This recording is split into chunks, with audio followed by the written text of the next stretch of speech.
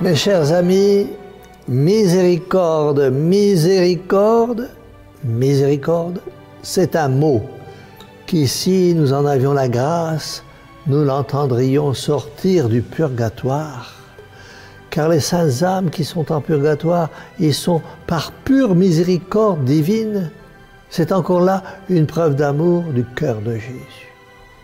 Et si nous posions la question à notre Seigneur, pourquoi êtes-vous si miséricordieux envers les saintes âmes du purgatoire, envers les pécheurs, les plus endurcis, envers les indifférents, envers les athées, les incroyants, envers nous, pauvres pécheurs, nous entendrions Jésus nous répondre « Mon enfant, c'est parce que je t'aime ». Et nous entendrions aussi ces paroles qu'il a tant de fois dites à saint Angèle de Foligno.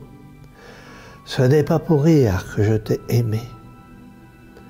Mes amis, amour, miséricorde, bonté, douceur, tendresse, et miséricorde encore, et toujours miséricorde, c'est ce que nous contemplons quand nous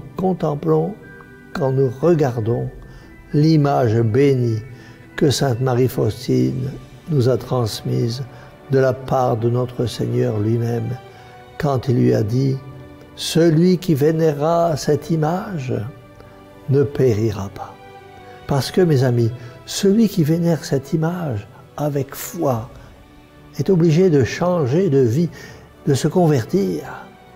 Mes chers amis, faites l'expérience, agenouillez-vous chaque jour pendant 5 minutes devant l'image du Christ miséricordieux et faites cela pendant 15 jours, 1 mois, 2 mois, et vous obtiendrez la grâce de votre conversion, parce qu'en regardant, en contemplant silencieusement cette sainte représentation du Sauveur des hommes, qui a dit « Sur cette image, j'ai le même regard que sur la croix ». À ce souvenir, votre cœur se transformera, il deviendra meilleur.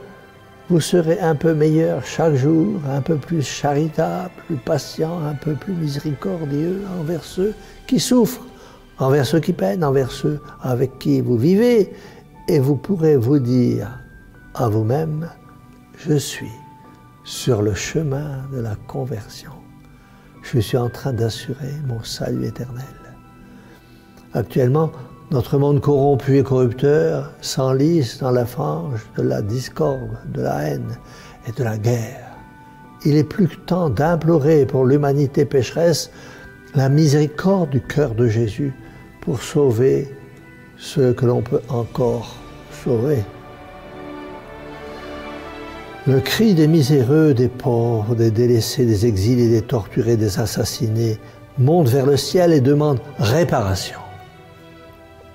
Il nous faut donc, et les uns et les autres, reprendre notre chapelet en main et demander à Marie, Reine de la paix et Mère de miséricorde, qu'elle intercède une fois de plus pour sauver l'humanité qui s'est embarquée sur un bateau qui vogue à la dérive. Seul l'Immaculée peut prendre en main le gouvernail et ramener le bateau au port de la paix par pure miséricorde du cœur de Jésus. L'homme, mes amis, reviendra-t-il à son Dieu, à ce Dieu qui est tout amour et miséricorde? Alors, tous ensemble, disons notre Mère du ciel, Mère au cœur douloureux et immaculé, sauvez-nous.